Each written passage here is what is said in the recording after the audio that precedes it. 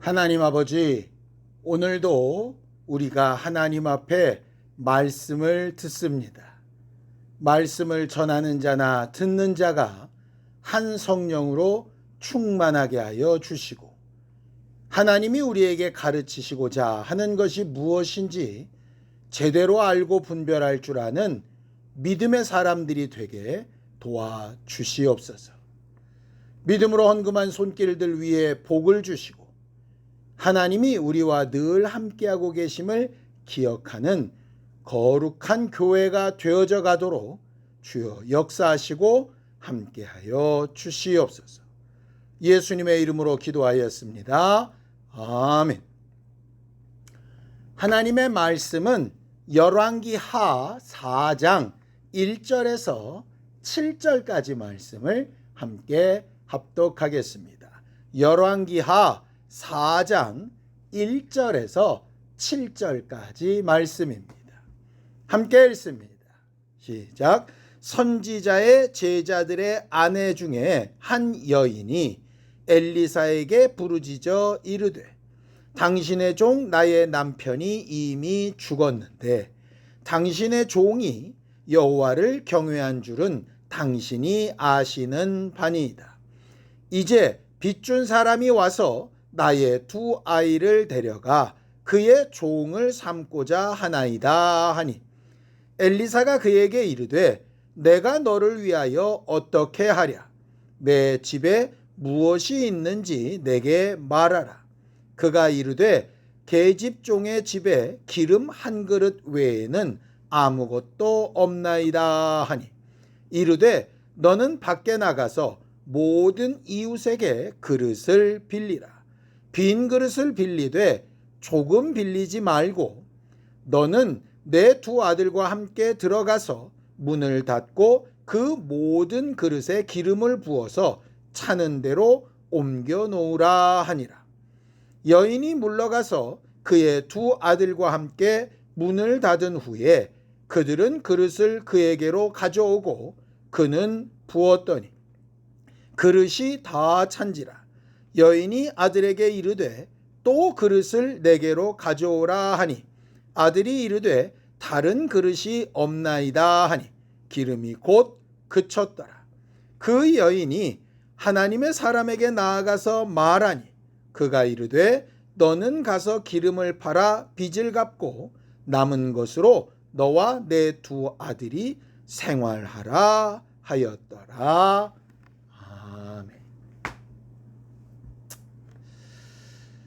우리 하나님은 전지전능하시고 완전한 자존자시라고 우리는 지난주에 배웠습니다. 스스로 뜻하신 바를 다 이루실 수 있고 어떤 상황이나 어떤 조건도 필요 없는 자유하신 하나님이라고 우리가 그렇게 배웠지요.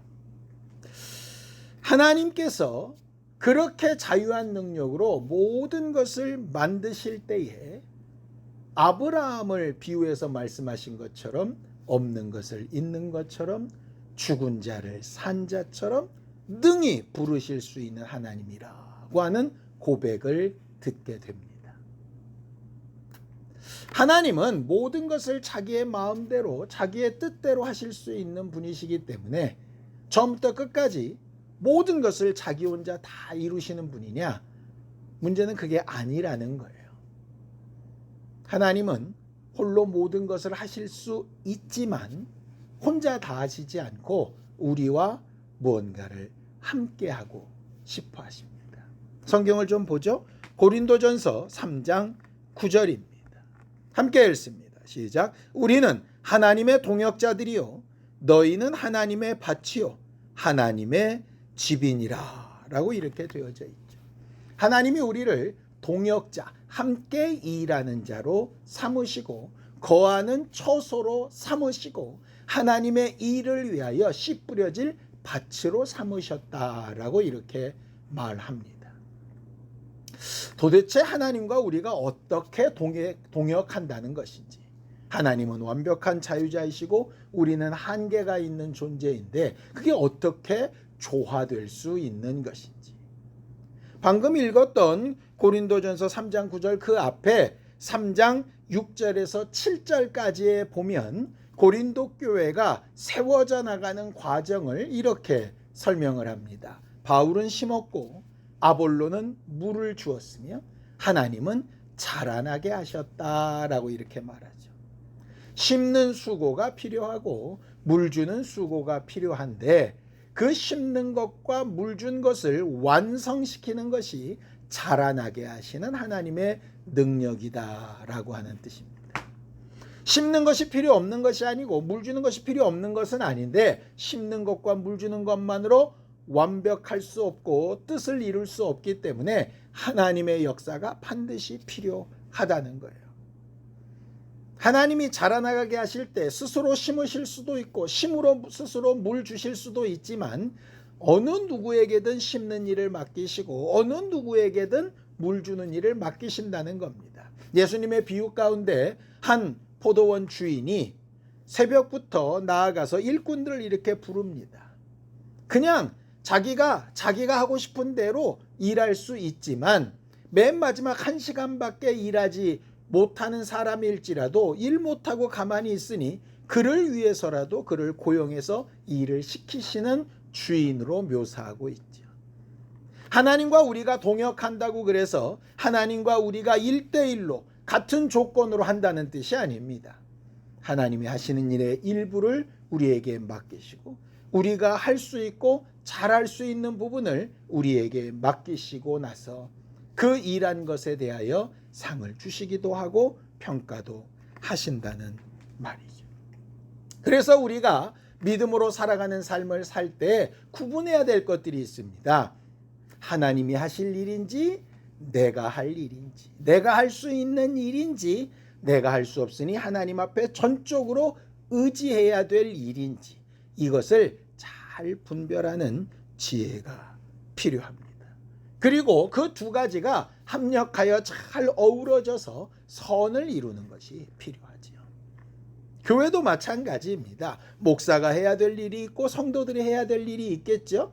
그 역할을 각각 잘 감당함으로 잘 어우러져서 합력하여 선을 이루는 겁니다. 가정도 마찬가지고 학교 생활도 마찬가지고 사회 생활도 마찬가지입니다. 나만 혼자 잘한다고 잘할 수 있는 일이 아닙니다. 어떤 대단한 능력자 한 명이 있다고 다 잘 되는 것도 아닙니다. 능력 있는 사람 능력 있는 대로, 부족한 사람은 부족한 대로, 리드하는 사람은 리드하는 대로, 따라가는 사람은 따라가는 대로 각각의 일과 상황과 관계를 잘 감당함으로 어우러져서 선을 이루어야 하는 거죠. 믿음으로 살아가는 삶을 살기 위해서 정말 필요한 것이, 그래서 하나님이 어떻게 역사하시고 어떻게 우리에게 일을 맡기시고 그 일을 통하여 우리를 어떻게 평가하시는가 하는 것을 잘 살펴보는 겁니다. 하나님은 완전하시고 전지전능하신 분이시기 때문에 우리에게 필요한 것, 있어야 될 것을 다 아신다라고 성경은 말합니다. 그래서 때론 사람들이 이렇게 생각하죠. 하나님이 모든 것을 다 아시니까, 있어야 될 것을 다 아시니까 그냥 가만히 있어도 하나님은 그냥 모든 것을 다 주실 수 있는 분이야 라고 이렇게 생각할 수 있습니다. 물론 우리는 우리에게 필요한 것이 뭔지 잘 알지 못할 때도 많고, 그것을 안다 할지라도 그것을 다 우리가 취할 수 있는 능력도 없습니다. 그럴 때 하나님이 우리에게 부탁하신 말씀이 하나 있어요. 누가복음 12장 30절에서 31절입니다. 함께 읽죠. 이 모든 것은 세상 백성들이 구하는 것이라. 너희 아버지께서는 이런 것이 너희에게 있어야 할 것을 아시느니라. 다만 너희는 그의 나라를 구하라. 그리하면 이런 것들을 너희에게 더하시리라 라고 이렇게 되어져 있어요. 우리에게 있어야 될 것을 다 아시기 때문에 주실 수 있는 분입니다. 그런데 그런 하나님 우리에게 요구하시는 것이 있죠. 너희가 있어야 될 것이 무엇인지 알지 못할 수도 있고 알아도 그것을 얻지 못할 수도 있는데 할 수 있는 일이 있다. 그게 하나님의 나라, 하나님의 지배, 하나님의 명령, 하나님의 뜻을 구하는 것이다. 그러니 너희는 너희가 할 수 있는 일을 해라. 그러면 내가 이 모든 것을 더해 주겠다라고 이렇게 말씀하시는 거죠. 내가 다 하니 가만히 있어라. 내가 다 하겠다. 물론 그렇게 일하실 때도 있었습니다. 너희는 가만히 있어. 내가 이루는 구원을 봐라. 이렇게 하실 때도 있었습니다. 그런데 그것은 대단히 예외적인 상황이고요. 일반적인 경우에는 너희가 해야 될 일과 내가 해야 될 일을 분명히 구별하고 구별만 된 것이 아니라 그것이 잘 연합해서 온전한 결과를 이룰 수 있도록 함께 역사하자라고 말씀하시는 것이 하나님의 일하시는 법칙입니다. 우리가 무슨 능력이 있어서 영원하신 하나님을 뵙고 우리가 무슨 가치가 있어서 우리가 드리는 이 예배가 하나님을 기쁘시게 하겠습니까? 우리가 뭐 대단한 것을 만들어서 엄청난 무슨 퍼포먼스를 해서 하나님의 마음에 감동을 드릴 수 있겠습니까? 그저 우리는 우리가 할 수 있는 최선을 다하는 것이고 하나님은 그것을 아름답게 보시고 인정하시는 것이죠. 마치 어린아이가 자기가 할 수 있는 최선을 다해서 삐뚤빼뚤한 그런 편지나 카드를 그렸을 때에 작품성이나 완성도나 이런 면으로는 별 가치가 없어 보일지라도 부모에게는 그것이 감동이 되고 위로가 되고 힘이 되고 격려가 되고 하는 것처럼 우리의 모든 신앙생활의 내용이 그렇다는 거예요. 그러니 하나님과 우리가 온전한 관계를 이루어서 우리가 할 수 있는 한 하나님의 뜻대로 해보려고 하고 하나님은 이를 아름답게 여기셔서 아름다운 것으로 우리에게 베푸시고 사랑과 순종의 관계를 만들어가는 것. 이것이 하나님이 일하시는 방법이고 우리가 하나님의 뜻대로 살아가는 방향이 될 겁니다. 오늘 본문에도 보면 동일한 이 법칙을 또 하나님께서 말씀하십니다. 선지자 엘리사의 휘하에 선지자 학교에서 교육을 받고 있었던 한 선지자 후보생, 그 후보생의 아내가 엘리사를 찾아옵니다. 그 남편이 빚을 많이 지고 죽어버린 거예요. 선지자 후보생이니 말씀을 읽고 말씀을 배우고 하나님 앞에 기도하는 법을 배우고 하나님의 뜻대로 사는 법을 배우다 보니 자기 생계를 위하여 일할 수 없어서 빚을 얻었고 그 빚으로 인해서 문제가 생긴 겁니다. 남편이 죽었으니 빚을 갚을 수 있는 능력이 없습니다. 여자가 일을 해서 무언가를 이룰 수 있는 사회 환경이 아니기 때문에 대단히 어려운 상황이 벌어졌습니다. 빚을 준 사람들은 반드시 그 빚을 받아야 되기 때문에 도무지 갚을 길이 없는 그 가정에서 값어치가 될 수 있는 것으로 이 두 아들을 종으로 데려가겠다라고 말을 합니다. 선지자 아내의 심정에서 한번 생각해 봤으면 좋겠습니다. 남편이라고 경제활동을 잘 못합니다. 하나님의 일을 한다고 하니 뭐라고 불만을 할 수는 없는데 뭔가 만족스럽지 않습니다. 빚은 점점 늘어나는데 갑자기 죽어버렸습니다. 하나님을 사랑하고 하나님의 일을 한다고 하는데 왜 젊은 나이에 그렇게 죽어버렸을까? 이해가 되지 않습니다. 그럼 남겨놓은 빚은 어떻게 해야 되지? 현실적으로 문제가 심각합니다. 정말 사랑하는 자기 아들들을 빼앗기게 되는 상황이 벌어졌습니다. 무엇을 위해 살아야 되는지 어떻게 살아야 되는지 이 상황을 어떻게 타개해야 되는지 이 여자로서는 아무런 방법이 없습니다. 요즘 사회를 희망이 없는 사회라고 부릅니다. 그래서 모든 것을 포기하며 사는 사회라고 부릅니다. 연애도 포기하고 결혼도 포기하고 자식도 포기하고 직장도 포기하고 집도 포기하고 다 포기한답니다. 왜? 아무리 뭔가를 해보려고 해도 구멍이 안 보이는 거죠. 너무 답답하고 억울하고 상대적으로 잘 살고 제 임의대로 막 하는 사람들을 보면 원망이 되고 그러니 그 원망과 아픔이 자기를 죽이는 도구가 되기도 하고 또 불특정한 다른 사람들을 막 죽이는 도구가 되게 돼서 세상이 막 흉흉합니다. 딱 이 선지자 생도의 아내 같은 심정일 겁니다. 뭘 해보려고 해도 할 수 없고 어떤 계획을 세울 수도 없고 가망도 안 보이는 그런 시간 말이죠. 그때에 이 여인이 하나님의 선지자인 엘리사에게 와서 하나님의 도움을 구합니다. 하나님께서 그와 그의 가정과 그의 자녀를 살리시는데 하나님이 어떻게 일하시는가 하는 것에 대한 방법을 세세하게 기록해 놓았죠. 오늘 이 사건에서 우리는 세 가지 질문을 좀 해보려고 합니다. 첫 번째는 뭐냐? 이런 겁니다. 엘리사에게 왔던 선지자 생도의 아내가 답답한 상황을 막 이야기합니다. 여차저차해서 이렇게 죽게 되었습니다 라고 이렇게 이야기하죠. 그럼 엘리사가 마음에 정말 아픔을 가지고 어떻게 헌금이라도 모아서 줄까, 구제라도 어떻게 해볼까, 뭐 이런 방법을 찾아야 되지 않겠습니까? 얼마나 힘들었냐, 내가 책임져 주마, 걱정하지 마라, 믿는 사람들이 함께 도울 거다, 뭐 위로라도 해야 되지 않겠습니까? 그런데 엘리사의 첫 마디가 뭐였습니까? 내가 네게 어떻게 해주기를 원하냐? 이게 무슨 망발입니까? 아니, 죽을 수밖에 없는 상황에서, 너무 억울한 상황에서 뭔가 도움을 얻으려고 나왔는데 그렇게 도움을 얻으러 나온 사람한테 위로나 격려나 다독임도 아니고 뭘 어떻게 해주길 원하냐 이렇게 얘기를 하면 뭐 배째라도 아니고 이거 얼마나 답답한 일입니까?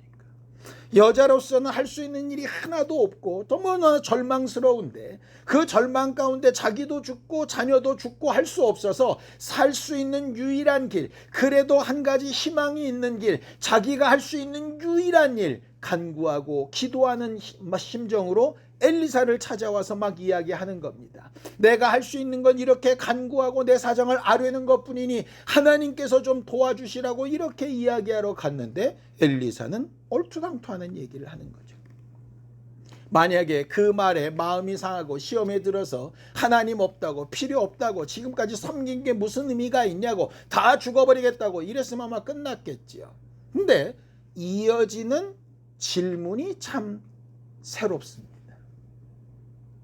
어떻게 하여 주기를 원하느냐라고 묻고 나서 바로 이렇게 얘기를 하죠. 네가 가진 게 뭐냐? 다른 말로 하면 네가 할 수 있는 건 뭐냐? 네가 할 수 있는 게 뭐고 할 수 없는 게 뭐냐? 그냥 답답하고 괴롭고 속상한 하소연 말고 네가 할 수 있는 건 뭐고 네가 할 수 없는 건 뭐냐라고 하는 거예요. 그러고 나서 봤더니 성경에 비슷한 사건이 있었습니다. 첫 번째는 모세의 사건이었는데요. 출애굽기 4장 1절에서 2절입니다. 함께 읽죠. 모세가 대답하여 이르되 그러나 그들이 나를 믿지 아니하며 내 말을 듣지 아니하고 이르기를 여호와께서 내게 나타나지 아니하셨다 하리이다. 여호와께서 그에게 이르시되 내 손에 있는 것이 무엇이냐? 그가 이르되 지팡이니이다 이렇게 말을 합니다. 모세가 하나님의 부름을 받고 내가 어떻게 돌아갑니까? 살인자인 내가 어떻게 애굽에 가서 내 백성들을 이끕니까? 내 백성들 앞에 가서 도대체 뭐라고 얘기를 합니까? 하나님이 보내셨다고 하면 네가 뭔데 하나님이 보내셨다라고 얘기하느냐 그렇게 말할 텐데 내가 뭘 어떻게 할 수 있습니까? 그때 하나님이 그에게 물으신 것은 간단합니다. 네가 가진 건 뭐냐? 모세가 얘기하죠. 지팡이 하나 있습니다. 그 지팡이를 던져라 뱀이 되고 다시 잡아라 지팡이가 되고 하나님 앞에 받은 이 능력으로 네가 할 수 없는 그 일을 감당해라.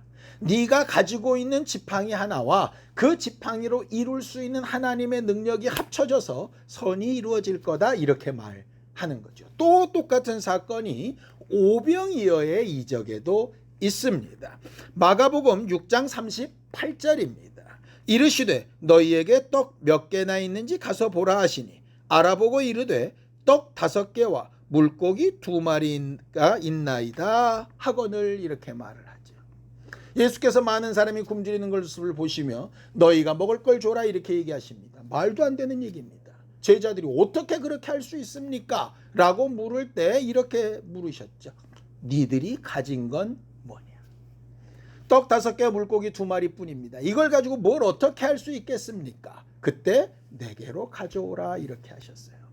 너희들이 가진 것은 뭐고 내게 맡길 것은 뭐고 너희들이 할 수 있는 한계는 뭐고 내가 어디서부터 도왔는지를 분명히 알라는 겁니다. 하나님이 일하시는 방법이 여기에 있습니다. 그냥 무작정 난 모르겠으니 하나님 도우세요. 난 모르겠으니 하나님께서 역사해 주세요. 하나님이 다 아시니까 하나님 마음대로 해주세요가 아니라 내가 가진 건 이것이고 내가 할 수 있는 건 이것인데 이걸 가지고는 도무지 이룰 수 있는 방법이 없으니 하나님 나를 좀 도와주세요. 분명히 내 한계와 하나님이 일하실 것을 구분하는 것을 아는 것, 그것이 하나님이 일하시는 방법의 첫 번째입니다. 네가 가진 게 뭐냐라고 물을 때 기름 한 그릇뿐입니다 라고 이렇게 이야기를 합니다. 그럼 이제 뭔가 그 그릇 한 그릇으로 기름 한 그릇으로 뭔가를 이루시겠지요. 근데 그때 두 번째 질문을 또 하는 겁니다. 뭐라고 얘기하죠? 가서 동네 사람들한테 그릇을 빌리는데 조금 빌리지 말고 할 수 있는 한 많이 빌려라. 네가 할 수 있는 최선을 다해서 그동안의 신뢰도나 신용이나 불쌍히 여기는 마음이나 뭐를 사용해도 좋은데 네가 할 수 있는 한 모든 그릇을 불러 모아라. 이렇게 이야기를 합니다. 아니 그냥 기름병 이적이 나중에 보면 기름병에서 계속 나오는 거잖아요. 그러면 그냥 계속 나오면 되지 그릇은 왜 빌리라고 할까요? 이 말은 하나님의 역사가 한이 없지만 그 한이 없는 그 역사를 담을 그릇이 우리에게 필요하다는 얘기입니다. 결국 하나님의 역사도 그냥 무한정 이루어지는 것이 아니라 우리가 받아들이고 응답하고 받을 만한 그릇을 준비하는 만큼만 역사되는 거죠. 똑같은 말씀이 이런 말씀이 있습니다. 마태복음 10장 12절에서 13절입니다. 또 그 집에 들어가면서 평안하기를 빌라. 그 집이 이에 합당하면 너희 빈 평안이 거기 임할 것이요 만일 합당하지 아니하면 그 평안이 너희에게 돌아올 것이니라. 하나님이 일하시는 방법 두 번째는 너희가 할 수 있는 일을 최선을 다하고 하나님의 역사가 이루어질지라도 그 하나님의 역사를 하나님의 역사로 받아낼 만한 인정할 만한 그것을 준비하고 소유할 만한 믿음이 우리 안에 필요하다는 거죠. 우리가 그래서 준비해야 될 게 뭡니까? 내가 가진 한계가 뭔지를 아는 것과 하나님이 역사하실 수 있도록 내 마음의 자리를 만들어 놓는 겁니다. 세 번째는 이런 질문입니다. 그럼 그렇게 무한정 이적을 나타내실 수 있는 하나님이라면 그릇에 있는 것을 다 팔고 다시 빈 그릇이 되면 또 붓고 또 붓고 해서 계속해서 살아갈 수 있도록 무한정 하나님의 복이 막 쏟아지면 얼마나 좋을까? 황금알을 낳는 거위처럼 그렇게 되면 얼마나 좋을까? 라고 하는 생각에 대한 답입니다. 그릇에 붓고 붓다가 결국 그가 준비한 그릇이 다 찼더니 어떻게 됐습니까? 그 기름 그릇에 기름도 그쳤더라 이렇게 되어 있습니다. 이게 하나님이 일하시는 방법 세 번째입니다. 하나님의 이적이 있고 하나님의 역사가 있습니다. 그런데 앞으로도 계속 하나님의 이적과 역사로만 살고 나는 가만히 있어 그릇만 준비해 놓으면 되는 것이 아니라 하나님의 이적을 충분히 체험했다면 그 이적으로 사는 게 아니라 하나님으로 사는 사람이 되게 하시는 거지요. 성경에 보면 하나님께서 모세의 시체를 감추셨다라고 이렇게 말을 합니다. 왜 그랬을까요?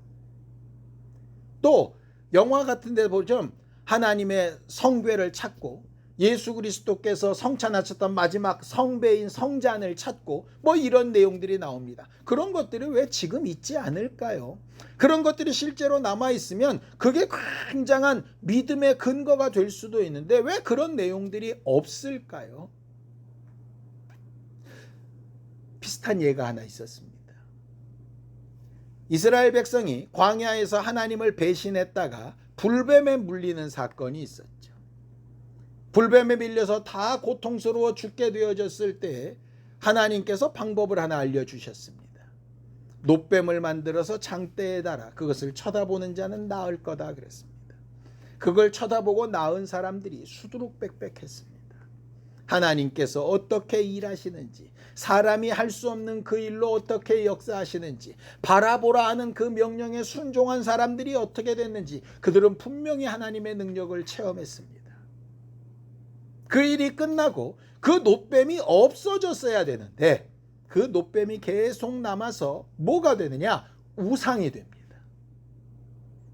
그 놋뱀을 바라보라고 하신 하나님, 그 하나님의 명령과 말씀을 봐야 하는데 하나님의 명령과 말씀 대신에 뭐가 남았느냐? 놋뱀이 남은 거죠.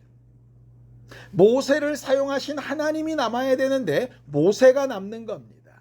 하나님이 쓰신 법궤와 예수께서 쓰신 성배가 남아있는 게 아니라 그렇게 역사하신 하나님과 예수가 남아야 되는데 도구가 남는 겁니다.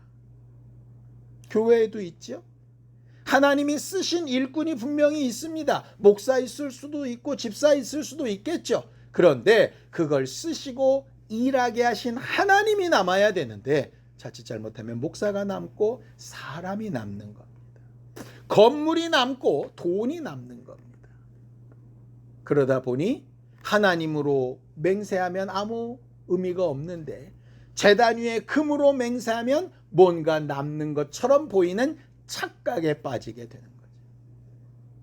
믿음으로 살아가는 삶에서 하나님이 일하시는 세 번째 법칙은 하나님으로 살아가게 하시는 겁니다. 하나님으로부터 시작된 이적 맞습니다. 하나님이 역사하신 증거 맞습니다. 그런데 그 역사와 증거로 계속 사는 게 아니라 하나님으로 사는 겁니다.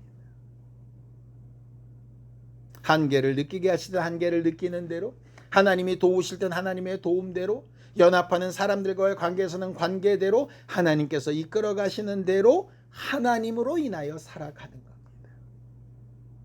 하나님이 일하시는 방법 세 가지를 정리해 볼까요? 하나님이 우리에게 너 어디까지가 한계냐라고 물으시는 겁니다. 우리의 한계는 뭡니까? 우리가 할 수 있는 일은 뭐죠? 우리에게 여러 가지 문제와 아픔이 있을 수 있습니다. 병이든 상황이든 형편이든 우리의 힘과 능력으로 될 수 없는 것들이 너무나도 많이 있죠.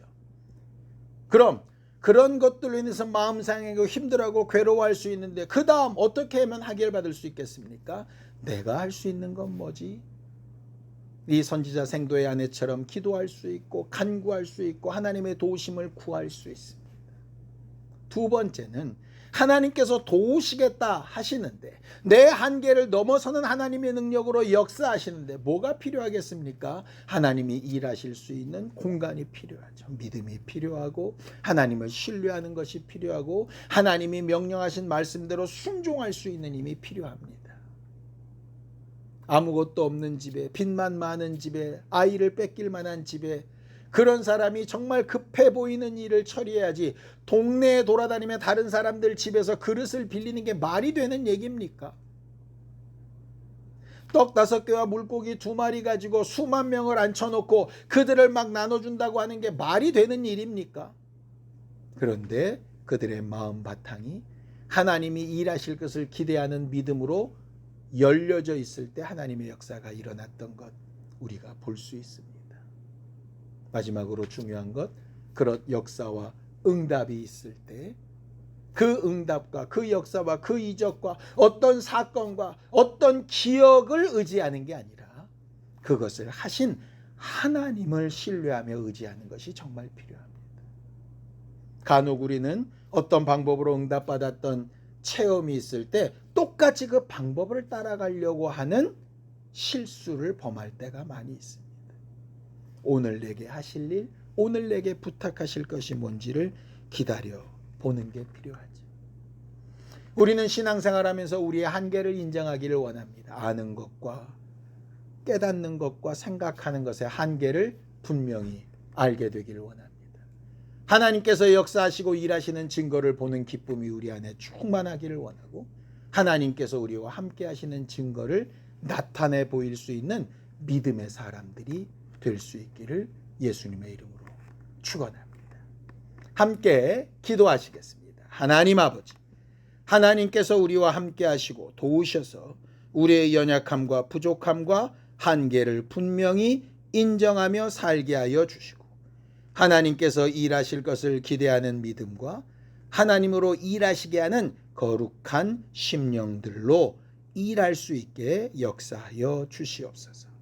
하나님께서 우리에게 있어야 될 것을 다 하신다 하셨사오니 하나님 앞에 할 수 있는 힘을 다하여 기도하며 간구하며 하나님의 도우심을 요청할 때에 하나님께서 우리 위에 덧붙이시고 채우시고 온전케 하시는 능력으로 함께 역사하여 주시옵소서.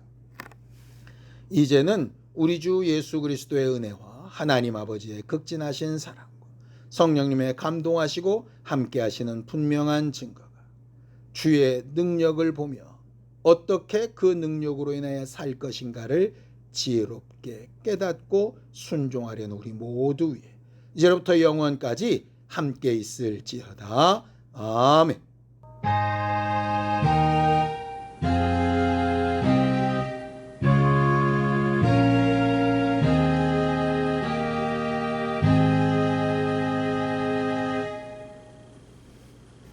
이번 한 주간 하나님의 능력을 힘입어서 살 수 있게 되기를 바랍니다. 감사합니다. 수고하셨습니다.